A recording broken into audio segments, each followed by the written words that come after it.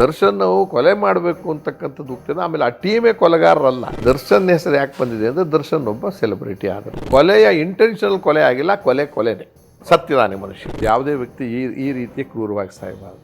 ಆದರೆ ಅವರು ನಡ್ಕೊಂಡಂಥ ರೀತಿ ನೋಡಿದಾಗ ಅವನು ಮಹಾಪರಾಧವೇ ಇದೆ. ದರ್ಶನ್ ಡೈವರ್ಸ್ ಮಾಡಿದಾನ ನನಗೆ ತಿಳಿದಂಗಿಲ್ಲ. ಮಾಡದೇ ಇದ್ದಾಗ ನೀನು ಸಂಬಂಧ ಇಟ್ಕೊತೀನಿ ಅಂತಂದ್ರೆ ಮದುವೆಯಾಗಿ ಇಟ್ಕೊತಾ ಇದ್ಯಾ.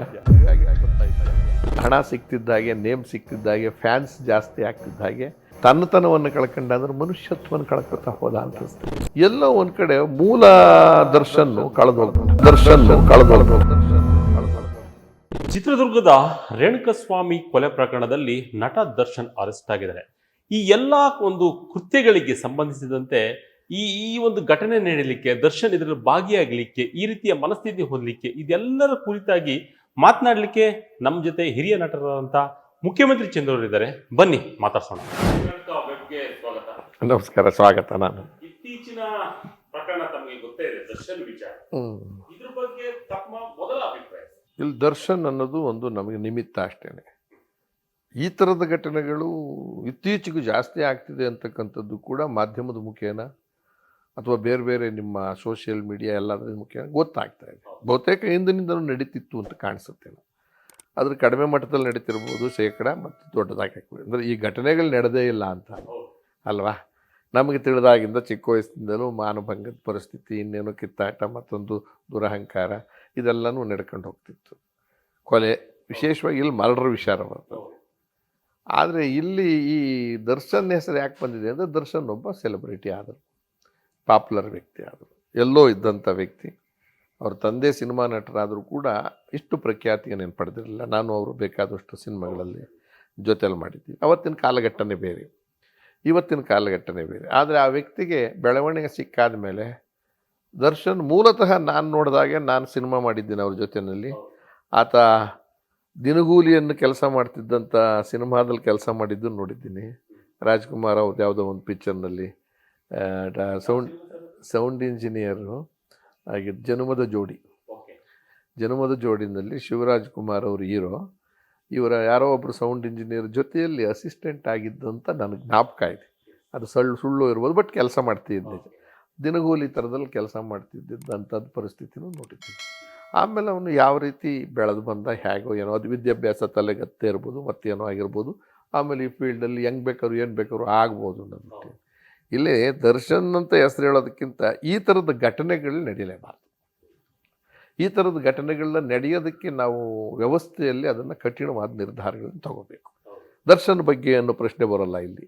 ನಾನು ಹೇಳ್ತಿರೋದು ಈ ಥರದ ಘಟನೆಗಳು ಯಾಕೆ ಅಂದರೆ, ಇಲ್ಲಿ ಒಂದು ಕಡೆ ಹೆಣ್ಣು ಮಕ್ಕಳ ವಿಚಾರ, ಇದ್ರ ಹಿನ್ನೆಲೆ ಏನಾಗಿದೆ ಅಂದರೆ ಬರೀ ಕೊಲೆ ಅಲ್ಲ ಇದು, ಆಮೇಲೆ ಇಂಟೆನ್ಷನಲ್ ಕೊಲೆಗಾರರಲ್ಲ ಇವರು.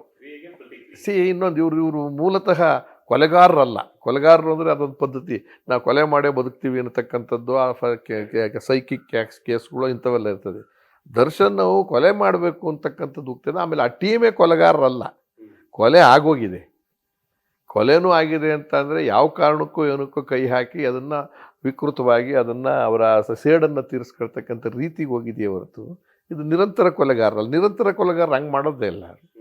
ಪಟ್ಟಣ ಮುಗಿಸ್ಬಿಟ್ಟು ಏನೋ ಒಂದು ತೊಗೊಂಡೋಗ್ತಾರೆ ಅನ್ನೋದು ಒಂದು ಕಡೆ ಇದೆ. ಇನ್ನೊಂದು ಕಡೆ ಇದಕ್ಕೆ ಇನ್ಸ್ಟಿಗೇಟ್ ಆದಂಥ ವಿಷಯ ಏನು ಹೇಳಿ, ಇದೆಲ್ಲ ನಡೆಯೋದಕ್ಕೆ ಕಾರಣ ಏನಾಯ್ತು, ಅದು ಒಂದು ಭಾಗ ಮಾಧ್ಯಮ ಅಲ್ಲ. ಆ ವ್ಯಕ್ತಿ ಯಾರೋ ಇವತ್ತು ಕೊಲೆ ಆಗೋಗಿದ್ದಾನಲ್ಲ, ಆ ವ್ಯಕ್ತಿಯ ಬಗ್ಗೆ ಅನುಕಂಪ ನಮಗೂ ನಿಜ. ಸಾಯಬಾರ್ದು, ಯಾವುದೇ ವ್ಯಕ್ತಿ ಈ ರೀತಿಯ ಕ್ರೂರವಾಗಿ ಸಾಯಬಾರ್ದು. ಆದರೆ ಅವರು ನಡ್ಕೊಂಡಂಥ ರೀತಿ ನೋಡಿದಾಗ ಅವನು ಮಹಾಪರಾಧವೇ ಇದೆ. ಅವನು ಯಾರ ಮೇಲೆ ಅಲ್ವಾ?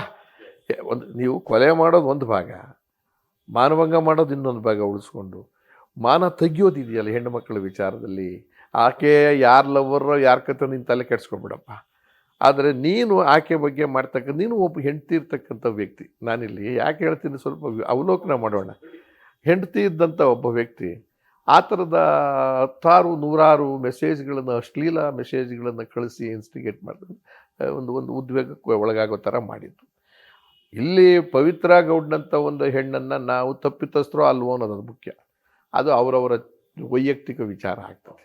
ಆದರೆ ವೈಯಕ್ತಿಕ ವಿಚಾರ ಬೀದಿಗೆ ಬರತಕ್ಕಂಥದ್ದಕ್ಕಾಗೋದಕ್ಕೆ ಕಾರಣ ಆಗಿದ್ದ ಆಯಮ್ಮನೆ. ಮದುವೆ ಆಗಿರ್ತಕ್ಕಂಥ ಒಬ್ಬ ಮನುಷ್ಯ ಡೈವರ್ಸೇ ಆಗಿಲ್ಲದೆ ಅವ್ರ ಜೊತೆ ಲವ್ ಮಾಡ್ತಕ್ಕಂಥದ್ದು ಇನ್ನೊಂದು ಅಪರಾಧ. ದರ್ಶನ್ ಡೈವರ್ಸ್ ಮಾಡಿದಾನ? ನನಗೆ ತಿಳಿದಂಗಿಲ್ಲ. ಮಾಡದೇ ಇದ್ದಾಗ ನೀನು ಸಂಬಂಧ ಇಟ್ಕೊತೀನಿ ಅಂತಂದ್ರೆ ಮದುವೆ ಆಗಿ ಇಟ್ಕೊತಾ ಇದೆಯಾ?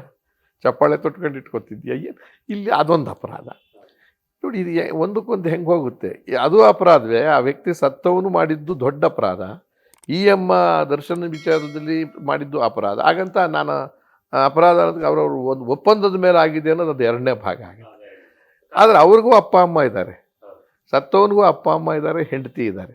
ಇವನ್ನೂ ಕೂಡ ನಾವು ಗಮನಿಸಬೇಕಾಗಿತ್ತು ಈ ವಿಚಾರದಲ್ಲಿ. ಯಾಕಂದ್ರೆ ಸುದ್ದಿ ಆಗಿರೋದ್ರಿಂದ ಹೇಳ್ತಿದ್ದೀನಿ. ಇನ್ನು ದರ್ಶನ್ನ ಹೆಂಡತಿಯ ವಿಚಾರ ನಿರಪರಾಧಿ, ಎಲ್ಲ ಥರದಲ್ಲೂ ನಿರಪರಾಧಿ. ಯಾಕೆ? ಆಮೇಲೆ ಇವರ ಗಂಡ ಹೆಂಡತಿ, ಅವ್ರ ತಂದೆ ತಾಯಿ ನಿರಪರಾಧಿಗಳು. ಯಾರು? ಪವಿತ್ರ ತಂದೆ ತಾಯಿ ನಿರಪರಾಧಿಗಳು. ಅವ್ರು ಇಂಥದ್ದು ಮಾಡುವಂತ ಅವ್ರೇನು ಹೇಳ್ಕೊಟ್ಟಿರ್ತಾರ ಅಥವಾ ಪ್ರೋತ್ಸಾಹ ಕೊಟ್ಟಿರ್ತಾರ?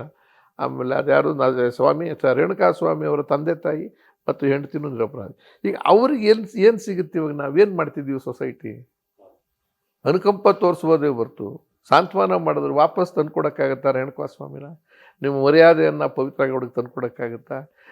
ಲಕ್ಷ್ಮೀದ ಪರಿಸ್ಥಿತಿ ಏನು ಆಗಿರುತ್ತೆ? ಇವೆಲ್ಲವನ್ನು ಯೋಚನೆ ಮಾಡಿದಾಗ ಈ ಘಟನೆಯಲ್ಲಿ ಶಿಕ್ಷೆ ಕೊಡ್ತಕ್ಕಂಥದ್ದು ರೀತಿಯಲ್ಲಿ ತೀರ್ಮಾನ ತಗೊಳ್ತಕ್ಕಂಥದ್ದು ಕಾನೂನಾಗಲಿ ಕೋರ್ಟ್ ಆಗಲಿ ಎಲ್ಲೋ ಒಂದು ಕಡೆ ಈ ಸಾಮಾಜಿಕ ಚಿಂತನೆಯನ್ನು ಇಟ್ಟುಕೊಂಡು ತೀರ್ಮಾನಕ್ಕೆ ಬರಬೇಕಾಗ್ತದೆ. ಖಂಡಿತ. ಈ ಘಟನೆ ಸಂದರ್ಭ ಇದೆಯಲ್ಲ, ನೀವು ಅವರ ತಂದೆಯವ್ರ ಜೊತೆ ಬೆಳೆದಂಥವ್ರ ಜೊತೆ ಇರ್ತಂಥವ್ರು, ತೂಗುದೀಪ್ ಶ್ರೀನಿವಾಸ್ ಅವರು ಏನಾದ್ರು ಇದ್ದಿದ್ರೆ ಈ ಒಂದು ಸಂದರ್ಭದಲ್ಲಿ, ಈ ಒಂದು ಸನ್ನಿವೇಶದಲ್ಲಿ ಏನು? ಇಲ್ಲ, ಅದು ಊಹೆ ಮೇಲೆ ಹೇಳ್ಬೋದು ಅಷ್ಟೇ ಹೊರತು ಅವರು ತಂದೆಯವರು ನನಗೆ ಚೆನ್ನಾಗಿ ಗೊತ್ತು. ಅವರು ರಾಜ್ಕುಮಾರ್ ಪಿಕ್ಚರ್ಗಳಲ್ಲೇ ಜಾಸ್ತಿ ಮಾಡಿದಂಥವ್ರು. ಆಮೇಲೆ ರಾಜ್ಕುಮಾರ್ ಪಿಕ್ಚರ್ ಮಾಡೋದಕ್ಕಿಂತ ರಾಜ್ಕುಮಾರ್ ಅವರ ಕಂಪ್ನಿಯಲ್ಲಿ ಅವ್ರಿಗೊಂದು ಭವಿಷ್ಯಕ್ಕೋಸ್ಕರ ಅನುಕೂಲ ಆಗಲಿ ಅಂತಲೇ ಪಾತ್ರಗಳನ್ನ ಕೊಡ್ತಾ ಇದ್ರು. ಕೊಡಲೇಬೇಕು ಅಂತ ಏನಿರಲಿಲ್ಲ, ಹುಡುಕಿ ಕೊಡೋರು. ಆದರೂ ಅವರು ಒಳ್ಳೆ ನಟರೇನೆ, ಬೇರೆ ಕಡೆನೂ ಮಾಡ್ತಿದ್ರು. ಅವ್ರಿಗೆ ವೈಯಕ್ತಿಕವಾಗಿ ಈ ಥರದ ದೊಡ್ಡ ಹೆಸರು ಏನು ಮಾಡೋಕ್ಕಾಗಿರಲಿಲ್ಲ. ಆದರೆ ಅವ್ರ ಕೌಟುಂಬಿಕ ವಿಚಾರದಲ್ಲಿ ಭಾಳ ಎಚ್ಚರಿಕೆ ವಹಿಸ್ತಾ ಇದ್ರು. ಆಚೆಗಡೆ ಕೆಲವು ಚಟಾಚಪಲುಗಳಿದ್ರೂ ಕೂಡ ತಮ್ಮ ತಾನವನ್ನು ತಾವು ಇಂಡಸ್ಟ್ರಿಯಲ್ಲಿ ಉಳಿಸ್ಕೊಂಡಿದ್ರು. ಇವತ್ತು ನೀವು ಹೇಳೋ ಪ್ರಕಾರ ಹಂಗಿತ್ತು ಅಂತ ಏನು ಮಾಡೋಕ್ಕೆ ಸಾಧ್ಯ ಇದೆ ಅಂತಂದಾಗ ಸುಮ್ಮನೆ ಒಂದು ಹೇಳ್ಬಿಡ್ಬೋದು, ಆತ್ಮಹತ್ಯೆ ಮಾಡ್ಕೊಂಡ್ಬಿಡ್ತಿದ್ರು ನಾವು, ಇನ್ನು ನಿಮ್ಮನ್ನ ಕತೆ ನೋಡಿ ಅಂತ ಅನ್ನೋದು ಅದಲ್ಲವೇ ಅಲ್ಲ. ಮಗ ಯಾವುದೋ ತಪ್ಪು ಮಾಡಿದಾಗ ದುಃಖ ಆಗುತ್ತೆ, ಕಷ್ಟ ಆಗುತ್ತೆ, ಬಗೆಹರಿಸೋದಕ್ಕೆ ಯಾರನ್ನ ಹಿಡ್ಕೊಂಡು ಪ್ರಯತ್ನ ಪಡ್ತಿದ್ರು ಏನೋ ಅಂತ ಒಂದಾಗುತ್ತೆ. ಅಥವಾ ಎಲ್ಲೋ ಒಂದು ಕಡೆ ಸಾಮಾಜಿಕ ಚಿಂತನೆ ಭಾಳ ಬದ್ಧತೆ ಇದ್ದಿದ್ರೆ ಅವ್ರಿಗೆ ಮನುಷ್ಯ ಇದ್ರೆ, ನನ್ನ ಮಗ ಆಗಲಿ ಇನ್ನೊಬ್ಬರಾಗಲಿ ಇಂಥ ತಪ್ಪನ್ನು ಹೆಣ್ಣುಮಕ್ಕಳಿಗೆ ಅವಮಾನ ಆಗ್ತಕ್ಕಂಥದ್ದು, ಆಮೇಲೆ ಕ್ರೂರವಾಗಿ ಒಬ್ಬನ ಮನುಷ್ಯನ ಸಾಯಿಸುವಂಥದ್ದು ಮನುಷ್ಯತ್ವ ಅಲ್ಲ ಅಂತರದಲ್ಲೇ ನಾವು ಹೇಳ್ತಿದ್ರೇನೋ ಅಂತ ನನಗೆ. ಇನ್ನು ತೂಗುದೀಪ್ ಸರ್ ಇದ್ದಂಥ ಸಂದರ್ಭದಲ್ಲಿ ಅವರು ಸಾಫ್ಟ್ ವ್ಯಕ್ತಿದ ಅಥವಾ ಅವರು, ಯಾಕೆಂದ್ರೆ ನಾವು ಸ್ಕ್ರೀನಲ್ಲಿ ಮಾತ್ರ ನೋಡೋದು ತೂಗುದೀಪ್ ಶ್ರೀನಿವಾಸ್ ಅವ್ರನ್ನ. ಎದುರುಗಡೆ ನಾನು ಸುಮಾರು 20-25 ಪಿಕ್ಚರ್ ಅವ್ರ ಜೊತೆನಲ್ಲಿ ಮಾಡಿರ್ಬೋದು. ಅವ್ರಿಗಿಂತ ನಾನು ಚಿಕ್ಕವನು ಅಲ್ಲ. ಅಂದರೆ ನಾನು ನನ್ನ ಚಿಕ್ಕ ವಯಸ್ಸಿನಲ್ಲಿ ಆ ದೊಡ್ಡ ವಯಸ್ಸಿನ ಪಾತ್ರಗಳನ್ನ ಅವ್ರ ಜೊತೆ ಮಾಡ್ತಿದ್ದರಿಂದ ಅವ್ರ ಸಮಕಾಲನೇನೋ ನಾನು ಅನ್ನೋ ಥರ ಇದೆ. ನನಗಿಂತ ಅವ್ರು 10 ವರ್ಷ ದೊಡ್ಡವರು. ಈ ಥರದವರು ಪಾತ್ರ ಮಾಡ್ತಿರ್ಬೇಕಾದ್ರೆ ಭಾಳ ಸೌಜನ್ಯ ಸಜ್ಜನಿಕೆ ಎಲ್ಲ ಇದ್ದು ಸಿಟ್ಟು ಬರೋದು. ಈತನಿಗೆ ಏನು ಸಿಟ್ಟಿದೆಯೋ ಆ ಥರದ್ದು ಸಿಟ್ಟಿತ್ತು. ಆದರೆ ಸಿಟ್ಟು ನಗಾತ್ಮಕವಾದಂಥ ಸಿಟ್ಟುಗಳು ಕಾಣ್ತಿರಲಿಲ್ಲ. ಈಗ ಪಿಕ್ಚರ್ನಲ್ಲಿ ಊಟ ಸರಿಯಾಗಿ ಕೊಡದೇ ಇದ್ದರೆ ಸಿಟ್ಟು ಬರ್ಕೊಳ್ಳೋರು, ಆಮೇಲೆ ಸರಿಯಾದ ಟೈಮ್ಗೆ ಶೂಟಿಂಗ್ ಬಂದು ಡೇಟ್ಸ್ ಎಲ್ಲ ಮಿಸ್ ಮಾಡಿದ್ರೆ ಕೋಪ ಮಾಡ್ಕೊಂಡು ಬೈಯೋದು, ರೇಗಾಡೋದು ಅಂತ ಇತ್ತು. ಇನ್ನು ಬೇರೆ ಥರದಲ್ಲಿ ಎಲ್ಲೂ ಕಾಣಲಿಲ್ಲ ನಮ್ಮ ಕಡೆ. ಆಮೇಲೆ ಕೌಟುಂಬಿಕದಲ್ಲಿ ನನಗೆ ಹೆಚ್ಚು ನಿಕಟವಾಗಿ ಹೋಗ್ತಿರಲಿಲ್ಲ. ಪಾಸಿಂಗ್ ಮೈಸೂರು ಕಡೆಯಿಂದ ಹೋಗ್ಬೇಕಾದ್ರೆ ಕುಂಡ್ರಿಸ್ಕೊಂಡು ಹೋಗೋದು, ತಿರ್ಗಿ ಅಲ್ಲಿ ಬಂದು ಮನೆಗೆ ಬಿಡೋದು, ಅವ್ರ ಮನೇಲಿ ಒಂದಿಷ್ಟು ತಿಂಡಿನೋ ಊಟನೋ ತಿಂದ್ಕೊಂಡು ಅವ್ರ ಶ್ರೀಮತಿ ಅವ್ರು ಕೊಟ್ಟಾಗ ಇಷ್ಟಿಷ್ಟೇ ಪರಿಚಯ. ಸೆಟ್ಟಲ್ಲಿದ್ದಾಗ ದಿನಗಟ್ಟಲೆ ಇರ್ತಿದ್ದೋ, ಮತ್ತು ರಾತ್ರಿನೂ ಕೆಲವು ಟೈಮ್ನಲ್ಲಿ ಹೋಟ್ಲುಗಳಲ್ಲಿ ತಂಗಿದಾಗ ಜೊತೆಲಿ ಇರ್ತಿದ್ದೋ. ಸಣ್ಣ ಪುಟ್ಟ ತಿಂಡಿ ಊಟ ಎಲ್ಲ ಮಾಡ್ತಕ್ಕಂಥದ್ದು ವ್ಯವಸ್ಥೆ ಇತ್ತು. ನಾರ್ಮಲ್ ವ್ಯಕ್ತಿನೇ. ಆ ಥರದಲ್ಲೇನು ಅಥವಾ ಅವ್ರಿಗೆ ಅಷ್ಟೊಂದು ಫೇಮು ನೇಮು ದಡಾರಂತ ಸಿಕ್ಕಿದ್ರೆ ಅವರು ಆಗ್ತಿದ್ರೇನೋ ನಂಗೆ ಗೊತ್ತಿಲ್ಲ, ಅಥವಾ ನಾನು ಆಗ್ತಿದ್ದೇನೋ ಅದು ಬೇರೆ ವಿಚಾರ. ಅದು ನನಗೆ ಕಾಣಲಿಲ್ಲ. ಅವರ ಗುಣ ಇವರಲ್ಲಿತ್ತು. ದರ್ಶನದಲ್ಲೂ ಹಠ ಸಾಧಿಸೋದಂತೂ ಒಂದಿತ್ತು ಮನುಷ್ಯನಿಗೆ. ಎಲ್ಲೋ ಒಂದು ಕಡೆ ಮೂಲ ದರ್ಶನ್ನು ಕಳೆದು ಹೋಗ್ಬಿಟ್ಟ. ಹಣ ಸಿಗ್ತಿದ್ದಾಗೆ, ನೇಮ್ ಸಿಗ್ತಿದ್ದಾಗೆ, ಫ್ಯಾನ್ಸ್ ಜಾಸ್ತಿ ಆಗ್ತಿದ್ದ ಹಾಗೆ, ಇದು ಸಹವಾಸ ಸೇರ್ಕೊಂತಿದ್ದಂಗೆ, ಆಮೇಲೆ ಅವನಿಗೆ ಅರಿವಿಲ್ದಂಗೆ ಜನ ಪ್ರೀತಿನ ಗಳಿಸಿದ್ ನೋಡಿ ತಡ್ಕೊಳಕ್ಕಾಗದೇ ಇರೋ, ರೆಸಿಸ್ಟೆನ್ಸ್ ಇಲ್ಲದೇನೆ ತನ್ನತನವನ್ನು ಕಳ್ಕೊಂಡ ಅಂದ್ರೆ ಮನುಷ್ಯತ್ವನ ಕಳ್ಕೊತಾ ಹೋದ ಅನಿಸುತ್ತೆ. ಮನುಷ್ಯತ್ವ ಅಂತಂದ್ರೆ ನಾನು ಹೇಳೋದು ನಡವಳಿಕೆಯಲ್ಲಿ ವ್ಯತ್ಯಾಸ ಆಯಿತೋ ಏನೋ ಗೊತ್ತಿಲ್ಲ, ಗೊತ್ತಿದ್ದು ಆಯಿತೋ ಗೊತ್ತಿಲ್ಲದೆ ಆಗಿದೆ ಅಂತ ಕಾಣಿಸುತ್ತೆ. ಆಮೇಲೆ ಯಾರ್ಯಾರು ಇವರನ್ನು ನಿಂದರಲ್ಲಿ ತಪ್ಪು ಹುಡ್ಕಕ್ಕೆ ಯಾರನ್ನ ಕಂಡು ಬಂದರೆ ಅವ್ರನ್ನೆಲ್ಲ ದೂರ ಇಡೋಕ್ಕೆ ಶುರು ಮಾಡಿದ್ರು ಅಂತ ಕಾಣಿಸುತ್ತೆ. ನನ್ನಲ್ಲಿ ತಪ್ಪು ಹುಡ್ಕಕ್ಕೆ ಶುರು ಮಾಡಿದ ತಕ್ಷಣ ನನಗೆ ಅದಿಷ್ಟ ಆಗದೆ ಇರತಕ್ಕಂಥ ಬೆಳವಣಿಗೆ ಆಗ್ತೀವಲ್ಲ, ಅದೇ ಕಳ್ಕೊಂಡಿದ್ದು, ನಾನು ಕಳೆದೋಗಿದ್ದು ಅಂತೇಳಿ. ಮನುಷ್ಯನಾಗಿ ಕಳೆದೋಗ್ಬಿಟ್ಟಿದ್ದಾನೆ. ಇವತ್ತು ಈ ಘಟನೆ ಆಗೋದಕ್ಕೆ ಅದೇ ಕಾರಣ. ಮನುಷ್ಯನಾಗಿದ್ದಿದ್ರೆ ಯಾವುದೇ ಒಂದು ಇಂಥ ದೊಡ್ಡ ಹೆಸರು ಮಾಡಿರ್ತಕ್ಕಂಥವನು ಬೈದು ಬಿಡ್ಬೋದಾಗಿತ್ತು ಅಂತ ಒಂದು ಕಡೆ ಹೇಳ್ತೀವಿ, ಕರೆಸಿ. ಆಮೇಲೆ ಪೊಲೀಸ್ನವ್ರ ಮುಂದೆನೇ ಕರೆಸ್ಬಿಟ್ಟೆ ವಿಚಾರ ಹೇಳಿ ಇನ್ನು ಮುಂದೆ ಇಂಥದ್ದು ಮಾಡಿದ್ರೆ ದೊಡ್ಡ ಕಾನೂನಿನ ಕ್ರಮ ತೊಗೋಬೋದಾಗಿತ್ತು ಅಂತ ಹೇಳಿಸ್ಬೋದಾಗಿತ್ತೇನೋ. ಆಮೇಲೆ ಅವನು ಶರೀರ ಇದೆಲ್ಲ ನೋಡಿದಾಗ ಹೊಡೆದು ಸಾಯಿಸಬೇಕಾದಂಥ ವ್ಯಕ್ತಿತ್ವ ಕಾಣಿಸ್ತಿಲ್ಲ. ಆದರೆ ಸಿಟ್ಟು ಬರ್ತಕ್ಕಂಥ ಘಟನೆ ನಡೆದಿದೆ. ಅದಕ್ಕೆ ಎಲ್ಲೋ ಒಂದು ಕಡೆ ಆ ಸೇಡನ್ನು ತೀರಿಸ್ಕೊಳ್ಳೋದಕ್ಕೆ ಸ್ವಲ್ಪ ಹಿಂಸೆ ಕೊಡಿ ಅಂತ ಹೇಳಿರ್ಬೋದೇನೋ, ಇಲ್ವೋ ಗೊತ್ತಿಲ್ಲ. ಆದರೆ ಕೊಲೆಯ ಇಂಟೆನ್ಷನಲ್ ಕೊಲೆ ಆಗಿಲ್ಲ, ಕೊಲೆನೇ, ಸತ್ತಿದ್ದಾನೆ ಮನುಷ್ಯ. ಹಾಗಾಗಿ ನಾನು ಹೇಳೋದು ಇವನಾಗಲಿ, ತಿಮ್ಮ ಆಗಲಿ, ದರ್ಶನ್ ಆಗಲಿ, ಯಾರಾದರೂ ಆಗಲಿ, ಯಾವುದೇ ಇಂತಹ ಸಮಾಜ ಕಂಟಕ, ಸಮಾಜ ಘಾತಕ ಕೆಲಸಗಳನ್ನು, ಸಮಾಜಕ್ಕೆ ಘೋರವಾದ ಭಯ ಬರತಕ್ಕಂಥ ಯಾವುದೇ ಕೆಲಸ ಮಾಡಿದ್ರು ಮನುಷ್ಯನ ಮೇಲೆ ಇದು ಅಪರಾಧವೇ ಅಂತ ನನಗೆ ನಮ್ಮ ದೃಷ್ಟಿಯಲ್ಲಿ. ಕೋರ್ಟ್ ಏನು ತೀರ್ಮಾನ ಅಂತ ನಮಗೆ ಗೊತ್ತಿಲ್ಲ. ಸರ್, ಈ ಒಂದು ಸಂದರ್ಭದಲ್ಲಿ ವಿಷ್ಣುವರ್ಧನ್, ಅಂಬರೀಷ್ ದೊಡ್ಡ ಅಭಿಮಾನಿ ಬಳಗವನ್ನು ಹೊಂದಿರ್ತಕ್ಕಂಥದ್ದು. ಇನ್ನೂ ಸಹ ಚಿಕ್ಕ ಒಂದು ಅಭಿಮಾನಿಗಳಿಗಾಗ್ಲಿ ಯಾರಿಗಾಗಲಿ ನೋವು ಕೊಂಡಂತೆ ಇಲ್ಲ, ಅಭಿಮಾನಿಗಳೇ ದೇವರು ಅಂತ ಗೊತ್ತಿರ್ತಕ್ಕಂಥ ಈ ಒಂದು ಸಂದರ್ಭದಲ್ಲಿ ಅಂಬರೀಷ್ ಅವರು ಒಂದು ರೀತಿ ತಂದೆ ಸಮಾನ. ಅಂಬರೀಷ್ ಅವರು ಅಂದ್ರೆ ದರ್ಶನ್ ಒಂದು ರೀತಿ ತಂದೆ ಸಂಬಂಧದಲ್ಲಿ ಇರ್ತಕ್ಕಂಥವ್ರು. ಯಾವ ರೀತಿ ರಿಯಾಕ್ಟ್ ನೋಡಿ, ಇಲ್ಲಿ ಭಾಳ ಮುಖ್ಯವಾದ ವಿಚಾರ, ಬೆಳೆದು ಬಂದ ರೀತಿ. ಬೆಳೆದಾಗ ತರಾತುರಿಯಲ್ಲಿ ನಮಗೆ ಅನುಕೂಲಗಳು, ಸೌಲಭ್ಯಗಳು ಸಿಕ್ಕೋದು ಒಂದು ರೀತಿ. ನಿಧಾನವಾಗಿ ತುಂಬ ಶ್ರಮಪಟ್ಟು ಸುಮಾರು ವರ್ಷಗಳಂತ ಹಂತವಾಗಿ ಬೆಳೀತಕ್ಕಂಥದ್ದು ಒಂದು ರೀತಿ. ರಾತ್ರಿ ಈ ಲಾಟ್ರಿ ಹೊಡೆದಾಗಿ ಏನೇನೋ ಒಂದು ಆಗೋಗ್ಬಿಡುತ್ತಲ್ಲ, ಅದನ್ನು ನನಗೆ ತಡ್ಕೊಳ್ಳೋಕ್ಕೆ ಎಷ್ಟಿದೆ ಶಕ್ತಿ ಅಂತಕ್ಕಂಥದ್ದು ಪ್ರಶ್ನೆ. ಇಲ್ಲಿ ರಾಜ್ಕುಮಾರ್ ಆಗಲಿ, ವಿಷ್ಣುವರ್ಧನ್ ಆಗಲಿ, ಅಂಬರೀಷ್ ಆಗಲಿ ಇಷ್ಟು ವೇಗವಾಗಿ ಅಷ್ಟೊಂದು ದುಡ್ಡನ್ನು ನೋಡೋಕ್ಕಾಗದೇ ಇದ್ದಂಥವ್ರು. ರಾಜ್ಕುಮಾರ್ ಅಂತೂ ಇಲ್ಲವೇ ಅಲ್ಲ, 30 ವರ್ಷ ಆದರೂ ಕೂಡ ಸಾವಿರಾರು ರೂಪಾಯಿ ನೋಡ್ಬೇಕಾದ್ರೆ ಕಷ್ಟ ಬಿದ್ದಂಥ ವ್ಯಕ್ತಿ ಅಲ್ವೇ. ಅವರ ಬೇಡರ ಕಣ್ಣಪ್ಪ ಶುರು ಮಾಡ್ಕೊಂಡು ಶಬ್ದವೇದಿ ತನಕ ಕೊನೆ ಪಿಕ್ಚರ್ವರೆಗೂ, ಆಮೇಲೆ ಲಕ್ಷಾಂತರ ರೂಪಾಯಿನ ರೇಟ್ಗಳು ತಗೊಂಡೇ ಇಲ್ಲ ಅವರು. ಅಂದರೆ ತಗೊಂಡಿಲ್ಲ ಅಂದರೆ ಆ ಮಟ್ಟದ 100 ಪಿಕ್ಚರ್ ಆದರೂ ತೊಗೊಂಡಿಲ್ಲ ಅವರು. ಅದು ಒಂದು ಭಾಗ.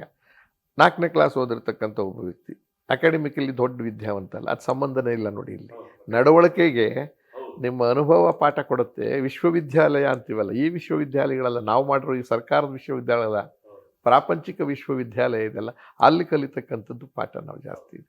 ಅವ್ರ ತಂದೆ ಪುಟ್ಟಸ್ವಾಮಿಯವ್ರು ಮಾಡಿದ ಕೆಲಸ ಇದು. ರಾಜ್ಕುಮಾರ್, ವಿಷ್ಣುವರ್ಧನ್ದು ಸ್ವಲ್ಪ ವಿದ್ಯಾವಂತ, ಅವನು ಓದಕ್ಕೆ ಸ್ವಲ್ಪ ಅನುಕೂಲಸ್ಥರ ಪೀರಿಯಡ್ನಲ್ಲಿ ಅವ್ರು ಹುಟ್ಟಿದಂಥವ್ರು. ಅವ್ರ ತಂದೆ ಮೇಷ್ಟ್ರಾಗಿದ್ದರು. ಅವರು ಬಂದಾಗ ಸ್ವಲ್ಪ ಹಣವನ್ನು ಜಾಸ್ತಿನೇ ನೋಡಿದ್ರು ಕೂಡ ಎಲ್ಲ ಒಂದು ಕಡೆ ನಾನು ಒಬ್ಬ ಸಾರ್ವತ್ರಿಕ ವ್ಯಕ್ತಿ ಆದಾಗ, ದೊಡ್ಡ ವ್ಯಕ್ತಿ ಆದಾಗ, ಸೆಲೆಬ್ರಿಟಿ ಆದಾಗ ನನ್ನ ಜವಾಬ್ದಾರಿ ಜಾಸ್ತಿ ಇದೆ ಅಂತ ಅರಿವನ್ನು ಮೂಡಿಸ್ಕೊಂಡ್ರು. ಅವರೆಲ್ಲ ಚಪ್ಪಲುಗಳನ್ನು ಕೂಡ ಸಾರ್ವಜನಿಕವಾಗಿ ಮಾಡ್ತಕ್ಕಂಥದ್ದನ್ನ ಅವಾಯ್ಡ್ ಮಾಡೋಕ್ಕೆ ಪ್ರಯತ್ನ ಪಟ್ಟರು. ಹೌದಾ? ಅದು ಅಂಬರೀಷ್ ಭಿನ್ನ, ಅದು ಬೇರೆ ವಿಚಾರ. ಆ ಕ್ಯಾರೆಕ್ಟರ್ ಬೆಳೆದು ಬಂದಿದ್ದೇ ರೀತಿಯಲ್ಲೇ ಬೇರೆ. ಅವನೆಲ್ಲರನ್ನೂ ಪ್ರೀತಿಸೋನು, ತನ್ನ ವೀಕ್ನೆಸ್ನು ಹೇಳ್ಕೊಳ್ಳೋನು. ಹಾಗಾಗಿ ನಂಬಿಕೆಗೆ ಅರ್ಹರಾದರು. ಆದರೆ ಮನುಷ್ಯತ್ವಕ್ಕೆ ಬಂದಾಗ, ಬಸವಣ್ಣನ ಮನುಷ್ಯತ್ವ ಅಂತ ಏನಂತ ಕರಿತೀವಿ, ಅಥವಾ ಮಹಾತ್ಮ ಗಾಂಧೀಜಿಯ ಮಾನವವಾದ ಅಂತೀವಿ, ಅದರಲ್ಲಿ ಅವರು ದೂರ ಆಗೋಕ್ಕಾಗಲಿಲ್ಲ. ಮರ್ತುಬಿಟ್ಟು ಕಳೆದೋಗಲಿಲ್ಲ ಅವರು. ಆ ಕಳೆದೋಗ್ತಿದ್ದ ಇವತ್ತಿನ ದಿವಸ ಅಂಬರೀಷ್ ಇದ್ದಿದ್ರು ಇಷ್ಟು ಅನಾಹುತ ಆಗ್ತಿರ್ಲಿಲ್ವೇನೋ. ಇಷ್ಟು ಅನಾಹುತ ಅಂದರೆ ಅವ್ರಿಗೂ ಗೊತ್ತಿಲ್ಲದೆ ಆಗ್ತಿತ್ತು ಏನೋ, ನಡೆದೋಗಿತ್ತಿತ್ತೇನೋ. ಸ್ವಲ್ಪ ಸುಳಿವು ಸಿಕ್ಕಿದ್ರು ಕೂಡ ಅದನ್ನು ತಪ್ಪಿಸೋದು. ಯಾಕೆಂದರೆ ಅವ್ರ ಮಾತಿಗೆ ಒಂದಿಷ್ಟು ಬೆಲೆ ಇರ್ತಿತ್ತು. ವಿಷ್ಣು ಅಂಥದಕ್ಕೆಲ್ಲ ಇನ್ವಾಲ್ವ್ ಆಗ್ತಿರಲಿಲ್ಲ ನನಗೆ ತಿಳಿದ ಮಟ್ಟಿಗೆ. ಇವ್ರು ಇದ್ದಿದ್ರೆ ಆಗ್ತಿತ್ತೇನೋ, ಅಥವಾ ಅವ್ರ ತಂದೆ ಇದ್ದಿದ್ರು ಇನ್ನೊಂದು ಮಟ್ಟಕ್ಕೆ ತಡೀತಿದ್ರು ಏನೋ, ಸ್ವಲ್ಪ ಕ್ಲೂ ಸಿಕ್ಕಿದಾಗಲೇ ಬರುವನ್ನ ಮಾಡ್ಕೋತಿದ್ರು ಏನೋ. ಇದಾಗೋಗಿದೆ. ಈಗ ನಾನು ಹೇಳೋದು, ಇದನ್ನು ನಾನು ಸಮರ್ಥಿಸೋಣಲ್ಲ. ಯಾಕೆಂತಂದರೆ ಆ ಪವಿತ್ರ ಅನ್ನೋ ಪ್ರೀತಿಗೋಸ್ಕರವಾಗಿ ಅವಳು ಕಳಿಸಿದ ಮೆಸೇಜನ್ನೆಲ್ಲ ಇಟ್ಕೊಂಡು ಸುದ್ದಿ ಓದಿದ್ದು ನೋಡಿದಾಗ ಒಂದೊಂದು ಮೆಸೇಜ್ಗೆ ಒಂದೊಂದು ಹೊಡೆತ ಹೊಡೆಸಿದ್ದಾರೆ ಅಂತಕ್ಕಂಥ ನಿಜ ಅನ್ನೋ ಸುಳ್ಳ ಗೊತ್ತಿಲ್ಲ. ಆದರೆ ಪೊಲೀಸ್ಗಳು, ರಿಪೋರ್ಟ್ಗಳು ಇವತ್ತೆಲ್ಲ ಬಂದಿರತಕ್ಕಂಥ ಸುದ್ದಿ ನೋಡಿದ್ರೆ ಅಮಾಯಕವಾಗಂತೂ ಸತ್ತಿದ್ದಾನೆ. ಆತನ ನಾನಾ ರೀತಿಯ ಹಿಂಸೆ, ಅದು ದರ್ಶನ್ ಕೊಟ್ಟವನೋ, ಅವರ ಅನುಯಾಯಿಗಳು ಕೊಟ್ಟರೋ, ಅವರ ಅಭಿಮಾನಿಗಳು ಕೊಟ್ಟರೋ ಗೊತ್ತಿಲ್ಲ. ಇದಂತೂ ಸತ್ಯ. ಹೀಗಾಗಿ ಇದಕ್ಕೆ ಫೈನಲ್ ಅಂತರವಾಗಿ ಪರಿಹಾರ ಹುಡುಕಿ ಅಂತ ಹೇಳೋಕ್ಕೆ ಎಲ್ಲಿ ಹಕ್ಕಿದೆ ನಮ್ಗೆ? ಏನು ಪರಿಹಾರ ಕೊಡ್ತೀರಾ ಆ ಸತ್ತೋದವ್ರ ಅಪ್ಪ ಅಮ್ಮನಿಗೆ, ಸತ್ತೋದವ್ರ ಹೆಂಡತಿಗೆ, ಮತ್ತು ಅವ್ರ ಗರ್ಭದಲ್ಲಿರ್ತಕ್ಕಂಥ ಮಗುವಿಗೆ ಏನು ಪರಿಹಾರ ಕೊಡ್ತೀರಾ? ಅನುಕಂಪ ಒಂದು ಬಿಟ್ಟರೆ ನಾವೇನು ಕೊಡೋಕ್ಕಾಗಲ್ಲ. ಆದರೆ ಇಡೀ ದೇಶಕ್ಕೆ, ರಾಜ್ಯಕ್ಕೆ ಅಥವಾ ಸಮಾಜಕ್ಕೆ ಒಂದು ಒಳ್ಳೆ ಮೆಸೇಜ್ ಕೊಡಬೇಕಾದ್ರೆ ಸರ್ಕಾರದ ವ್ಯವಸ್ಥೆ ಮತ್ತು ಪೊಲೀಸ್ ಡಿಪಾರ್ಟ್ಮೆಂಟ್ ವ್ಯವಸ್ಥೆ ಅಂದರೆ ಮತ್ತು ಕಾನೂನು ಅದು ಎಲ್ಲೋ ಒಂದು ಕಡೆ ಬರೀ ಸಾಕ್ಷಿಯ ಆಧಾರದ ಮೇಲೆ ಬಿಡುಗಡೆ ಮಾಡೋದಾಗಲಿ, ಶಿಕ್ಷೆ ಕೊಡೋದಾಗಲಿ, ಜೀವಾವಧಿ ಮಾಡ್ತಕ್ಕಂಥದ್ದಕ್ಕೆ ಮುಖ್ಯ ಆಗೋದಿಲ್ಲ. ಇದು ಎಚ್ಚರಿಕೆಯನ್ನು ಕೊಡ್ತಕ್ಕಂಥ ರೀತಿಯ ಅದಾಗಬೇಕು ಅಂತ ನಾನು.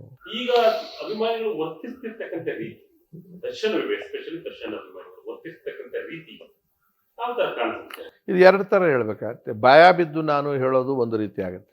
ನನಗೆ ಅಭಿಮಾನಿಗಳೆಲ್ಲ ತೊಂದರೆ ಕೊಡ್ಬೋದು, ವಿರೋಧ ಮಾಡೋದು ಅನ್ನೋ ಭಯನ ಇರ್ಬೋದು ನನಗೆ, ಕೆಲವರಿಗೆ. ಅಂದರೆ ನಾನು ಇವಾಗ ಮಾತಾಡಬೇಕಾದ್ರೆ ಹೆಂಗಾಗುತ್ತೆ ಅಂದರೆ, ನನ್ನದೇ ಆದಂಥ ನೇರವಾದ ಹೇಳಬೇಕಾದ್ರೆ ನನ್ನ ವೈಯಕ್ತಿಕ ಜೀವಕ್ಕೆ ತೊಂದರೆ ಇದೆಯಾ ಇಲ್ವ ಅನ್ನೋದು ಯೋಚನೆ ಮಾಡಬೇಕು. ಅದು ಪರಿಸ್ಥಿತಿ ಬಂದ್ಬಿಟ್ಟಿದೆ.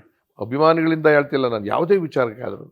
ಆದರೆ ಯಾವುದೇ ಎರಡು ರೀತಿ, ಒಂದು ಯಾರು ಅಭಿಮಾನಿಗಳನ್ನು ಸೃಷ್ಟಿ ಮಾಡ್ಕೊಳ್ಳೋಕೆ ವ್ಯಕ್ತಿ ಆಗ್ತಾರೋ ಅವನು ಇದನ್ನೆಲ್ಲ ಕಂಟ್ರೋಲಲ್ಲಿ ಇಟ್ಕೋಬೇಕಾಗಿತ್ತು. ದರ್ಶನ್ ಆಗಲಿ, ತಿಮ್ಮ ಆಗಲಿ, ರಾಮ ಆಗಲಿ, ಚಂದ್ರು ಆಗಲಿ, ಒಂದು ಮೊದಲನೇ ಹಂತದಲ್ಲಿ ಅವರ ಆಗದೇ ಇದ್ದಾಗ ಇದು ಅನಾಹುತಗಳು. ಅವರ ತಂದೆ ತಾಯಿದ್ರು ಯಾರಾದರೂ ಹಿಂಗೆ ಅಭಿಮಾನಿಗಳಾಗಿದ್ದಾರೆ ಅಂತ ಗೊತ್ತಿದ್ದರೆ ತಂದೆ ತಾಯಿಗಳು ಅದರ ಅವರ ಮಕ್ಕಳುಗಳಿಗೆ ಅರಿವನ್ನು ಮೂಡಿಸ್ತಕ್ಕಂಥದ್ದು. ಇದರಿಂದ ಬದುಕಿಲ್ಲ, ಇದು ತಾತ್ಕಾಲಿಕ ಮತ್ತು ಇದು ಮನುಷ್ಯತ್ವಕ್ಕೆ ವಿರುದ್ಧವಾದಂಥ ವಿಚಾರ.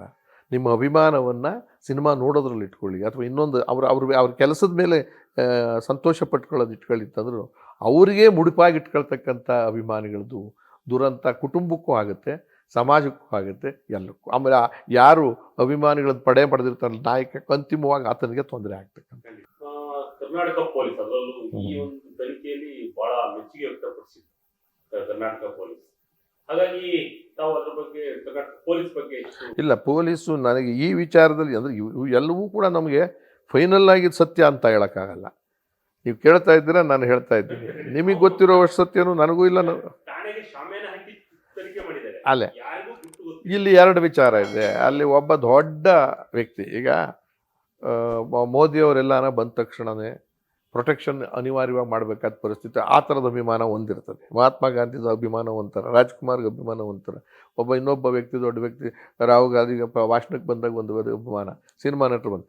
ಇಲ್ಲಿ ಅದೇ ಥರದ ಪರಿಸ್ಥಿತಿ ಉದ್ಭವ ಆದರೆ 3-4 ಥರ ಅಭಿಮಾನಿಗಳಿರ್ತಾರೆ. ನೋಡಕ್ಕೆ ಬರ್ತಕ್ಕಂಥ ಹುಚ್ಚಿರೋರು, ಕುತೂಹಲಕ್ಕೆ ಬರ್ತಕ್ಕಂಥ ಹುಚ್ಚಿರೋರು, ಕಿಡಿಗೇಡಿಗಳು ಸೇರ್ಕೊತಾರೆ ಅದರಲ್ಲಿ. ಇನ್ನೊಂದು ಅನಾಹುತವನ್ನು ಮಾಡಿ ದೊಡ್ಡದು ಮಾಡೋಣ ಅಂತಕ್ಕಂಥ ಪಡೆಯೂ ಇರ್ತದೆ. ನಿಜವಾದ ಅವರು ಪ್ರಾಣ ಕೊಡ್ತೀನಿ ಅಂತ ಕೆಟ್ಟ ಹುಚ್ಚು ವ್ಯಾಮೋಹಕ್ಕೊಳಗಾಗಿರ್ತಕ್ಕಂಥ ಅಭಿಮಾನಿಗಳು ಪಡೆ ಹೊಂದಿರ್ತದೆ. ಆ ಕಾರಣದಿಂದ ಆ ಜಾಗಕ್ಕೆ ಅವನು VIP ಅನ್ನೋ ಕಾರಣಕ್ಕೆ ಹಾಕಿದ್ದಾರೆ ಅಂತ ನನಗೇನು ಅನ್ನಿಸ್ತಿಲ್ಲ. ಇದನ್ನು ಅಟ್ಲೀಸ್ಟ್ ಅವಾಯ್ಡ್ ಮಾಡೋಣ. ಅವರ ನಡೆನುಡಿಗಳನ್ನೆಲ್ಲ ನೋಡೋದು, ಚಲನವಲನಗಳನ್ನು ನೋಡೋದು ಬೇಡ. ನಾವು ಅವ್ರನ್ನ ಕಠಿಣವಾಗಿ ಏನಾದರೂ ಎನ್ಕ್ವೈರಿ ಮಾಡ್ತಾ ಇದ್ದಾಗ ಅದೆಲ್ಲ ಗಮನಕ್ಕೆ ಬರೋದು ಬೇಕಾಗಿಲ್ಲ. ಅವ್ರನ್ನ ಒಂದು ಅಪರಾಧ ಸ್ಥಾನದಲ್ಲಿ ನಿಲ್ಲಿಸೇ ನೋಡ್ಬೇಕಲ್ವಾ. ಅಂದರೆ ಯಾವುದೋ ಒಂದು ಸ್ಥಾನದಲ್ಲಿ ತಪ್ಪಿತಸ್ಥ ಅನ್ನೋ ಕಾರಣದಿಂದಲೇ ಪ್ರಶ್ನೆ ಮಾಡಬೇಕು. ಒಂದು ಅಭಿಮಾನಿಗಳಿಂದ ಗಲಾಟೆ ಆಗೋದು ಒಂದದು ಮಾಡಿರ್ಬೋದು. ಅಥವಾ ಅಲ್ಯಾರಾದರೂ ಅಭಿಮಾನಿಗಳಿದ್ದು ಇಲಾಖೆಗಳಲ್ಲಿ ಸ್ವಲ್ಪ ಅವನಿಗೆ ಗೌರವನು ಕೊಡ್ತಕ್ಕಂಥದ್ದಕ್ಕೆ ಏನಾದರೂ ಮಾಡಿದ್ರು, ಅದು ಇಲ್ಲ ಪೊಲೀಸ್ ಸ್ಟೇಷನಲ್ಲಿ ಮಾಡುವಂಥದ್ದು ಏನಿದೆ ಅದೇನು ನನಗೆ ಅನ್ನಿಸ್ತದಿಲ್ಲ. ಅದನ್ನೇನು ದೊಡ್ಡ ವಿಚಾರನೂ ಅಲ್ಲ. ಕನ್ನಡ ಚಿತ್ರರಂಗದ ಮೇಲೆ ಈ ಘಟನೆ ಏನಾದರೂ ಪರಿಣಾಮ ಸರ್, ಇವೆಲ್ಲ ಕೂಡ ವ್ಯಕ್ತಿಗತವಾಗಿ ನಡೆದಂಥ ಘಟನೆಗಳು. ಒಬ್ಬ ವ್ಯಕ್ತಿ ಬರ್ತಾನೆ ಹೋಗ್ತಾನೆ. ಆದರೆ ಸಂಸ್ಥೆಗಳಾಗಲಿ, ಸಂಘಗಳಾಗಲಿ, ಈ ಥರದ ವೇದಿಕೆಗಳು ಜೀವಂತವಾಗಿರ್ತವೆ ಸರ್. ಅದರ ಮೇಲೆ ಪರಿಣಾಮ ಬೀರುತ್ತೆ ಅಂತ ನಾವು ಅಂದ್ಕೊಳ್ಳೋದು ಅಷ್ಟೇ ಹೊರತು ಯಾವ ಪರಿಣಾಮನೂ ಬಹುತೇಕ ತಾತ್ಕಾಲಿಕವಾಗಿ ಈಗ ಆ ಪ್ರೊಡ್ಯೂಸರ್ಸು ಅವನಿಂದ ಇದ್ದಂಥ ದುಡ್ಡು ಇನ್ವೆಸ್ಟ್ ಮಾಡಿರೋರಿಗೆ ಪರಿಣಾಮ ಬೀರುತ್ತೆ, ತೊಂದರೆ ಆಗುತ್ತೆ. ಇದೆಲ್ಲ ಇಡೀ ಇಂಡಸ್ಟ್ರಿಗೆ ಹೆಂಗಾಗುತ್ತೆ ಸರ್? ನನಗೆ ಅರ್ಥ ಆಗದಿರೋ ವಿಚಾರ. ದರ್ಶನ್ ಅವರ ಅದು ಪಿಕ್ಚರ್ಗಳು ಮಾಡ್ತಿರೋ ಅವರು ಒಂದು ಯಾವತ್ತೂ ರಿಟೈರ್ಡ್ ಆಗ್ತಾರಾ? ಈಗ ವಿಷ್ಣುವರ್ಧನ್ ಹೋಗಿದ್ದಾರೆ, ಇನ್ನೊಬ್ರು ಹೋಗಿದ್ದಾರೆ, ನಿಂತೋಯ್ತವ ಇದು. ನಾನು ಹೇಳ್ತಾ ಇದ್ದು ಪರಿಣಾಮ ಬೀರೋದಾದರೆ ಇದು ಒಂದೇ ವಿಚಾರಕ್ಕೆ ಪರಿಣಾಮ ಬೀಳ್ಬೇಕಾದ್ರೆ ಸತ್ತಾಗಲೂ ಪರಿಣಾಮ ಬೀಳ್ಬೇಕಲ್ಲ. ರಾಜ್ಕುಮಾರ್ ತೀರ್ಕೊಂಡಾಗ ಇಂಡಸ್ಟ್ರಿ ಮುಚ್ಚೋಗ್ಬಿಡ್ತದೆ ಅಂತ ಯಾರಾದರೂ ಹೇಳ್ಕೊಳಕ್ಕೆ ಸಾಧ್ಯ ಇದೆಯಾ? ರಾಜ್ಕುಮಾರ್ಗೆ ಒಂದು ದೊಡ್ಡ ಆತಂಕ ಬಂದಾಗಲೂ ಕೂಡ ಇಂಡಸ್ಟ್ರಿ ಸತ್ತಿಲ್ಲ, ಸ್ವಲ್ಪ ಕುಂಠಿತವಾಗಿರ್ತದೆ. ಆದರೆ ಈ ವಿಚಾರಕ್ಕೆ ಯಾಕೆ ಪರಿಣಾಮ ಬೀರ್ತದೆ? ಸಂಬಂಧ ಏನಿದೆ ಇದರಲ್ಲಿ? ಸಂಬಂಧ ಇರೋದು ಒಂದೇ ಒಂದು, ಆ ಗ್ಯಾಂಗು, ಆ ಕೇಸು ಮತ್ತು ಅವ್ರ ಮನೆ, ಅವ್ರ ಕುಟುಂಬ, ಇವರು. ಇದ್ರ ಜೊತೆಯಲ್ಲಿ ಅವನ ಜೊತೆ ಇನ್ವಾಲ್ವ್ ಆಗಿರ್ತಕ್ಕಂಥ ಪ್ರೊಡ್ಯೂಸರ್ಸು, ಡಿಸ್ಟ್ರಿಬ್ಯೂಟರ್ಸು ಇವ್ರದ್ದು. ಅವರಿಗೆ ಆತಂಕ ಯಾಕೆ ಅಂದರೆ ದುಡ್ಡುಗಳು ಕೊಡ್ತಾರೆ, ಅವ್ರದ್ದು ಬದುಕಿನ ಕಷ್ಟ ಆಗುತ್ತೆ ಭವಿಷ್ಯ. ನಾನು ಒಬ್ಬ ಸಿನಿಮಾ ನಟ ಆಗಿ ನನ್ನ ಮೇಲೆ ಹೆಂಗೆ ಪರಿಣಾಮ ಬೀರುತ್ತೆ? ಆದರೆ ಆಪಾದನೆ ಏನು ಅಂದರೆ ಸಾರ್ವತ್ರಿಕವಾಗಿ ನೋಡಿದಾಗ ನಮ್ಮನ್ನೆಲ್ಲ ಒಂದು ಕಡೆ ಸ್ವಲ್ಪ ಗುಮಾನಿಲ್ಲಿ ನೋಡ್ತಕ್ಕಂಥ ವಾತಾವರಣ ನಿರ್ಮಾಣ ಆಗುತ್ತೆ ಸ್ವಲ್ಪ ದಿವಸ. ಅದು ಸಂಪೂರ್ಣದ ಆಮೇಲೆ ದೊಡ್ಡ ಪರಿಣಾಮ ಏನು ಬೀರಲ್ಲ ನನ್ನ ಲೆಕ್ಕ. ಬೀರ್ಲೂಬಾರ್ದು, ಅಗತ್ಯ ಇಲ್ಲ. ಈಗ ಸಿದ್ದರಾಮಯ್ಯವ್ರು ಮುಖ್ಯಮಂತ್ರಿ ಆಗಿದೆ, ಅವ್ರದಲ್ಲಿ ಏನೋ ಆಗುತ್ತೆ, ಏನೋ ತಪ್ಪು ಆಗಿದ್ರೆ ಸರಿ ಹೋಗಿರ್ತದೆ, ಸರ್ಕಾರ ನಿಂತೋಗ್ಬಿಡ್ತದ, ಚುನಾವಣೆ ನಿಂತೋಗ್ತದ, ಈ ವ್ಯವಸ್ಥೆ ನಿಂತೋಗುತ್ತಾ? ಇಲ್ಲ ಅಲ್ವಾ? ಎಷ್ಟೋ ಕರಪ್ಷನ್ಸು 40% ಅದು ಇದು ಎಲ್ಲ ಹೇಳಿದ್ರು. ಇದು ಇದು ಇದು ಇಡೀ ರಾಜಕೀಯ ನಾಯಕರು ರಾಜಕಾರಣದ ಮೇಲೆ ಪರಿಣಾಮ ಇಲ್ಲ, ಪರಿಣಾಮ ಬೀರುತ್ತೆ, ಏನೇನೋ ಪರಿಣಾಮ ಕಾಲ ಗಟ್ಟಕ್ಕೆ ಅದು ಬದಲಾವಣೆ ಆಗ್ತಾ ಹೋಗುತ್ತೆ, ಇದ್ದೇ ಇರುತ್ತೆ. ಇದು ಹೆಂಗೆ ಅಂತ ಅಂದರೆ ನಿರಂತರವಾಗಿ ವ್ಯವಸ್ಥೆಗಳಿದ್ದೇ ಇರ್ತವೆ, ವ್ಯವಸ್ಥೆಯಲ್ಲಿ ಏರುಪೇರಾಗುತ್ತೆ, ಆ ಪರಿಣಾಮಗಳು ಬೀರ್ಬೋದು ಅಷ್ಟೇ. ನೋಡಿದ್ರಲ್ಲ ವೀಕ್ಷಕರೇ, ದರ್ಶನ್ ತಂದೆ ಅಥವಾ ಅಂಬರೀಷ್ ಇದ್ದಿದ್ರೆ ಈ ರೀತಿಯ ಘಟನೆಗಳು ನಡೀತಾ ಇರಲಿಲ್ಲ. ದರ್ಶನ್ ಮಾಡಿದ್ದು ತಪ್ಪು ಅಥವಾ ರೇಣುಕಾಸ್ವಾಮಿ ಮಾಡಿದ್ದು ಕೂಡ ಅದು ಕೂಡ ತಪ್ಪು ಅನ್ನೋದು ಇವರ ಅಭಿಪ್ರಾಯವಾಗಿತ್ತು. ಕ್ಯಾಮರಾ ಪರ್ಸನ್ ತೇಜಸ್ ಜೊತೆ ಶಂಕರ್ ನಾಗ್, ವಿಜಯ ಕಣಕಬೆ, ಬೆಂಗಳೂರು.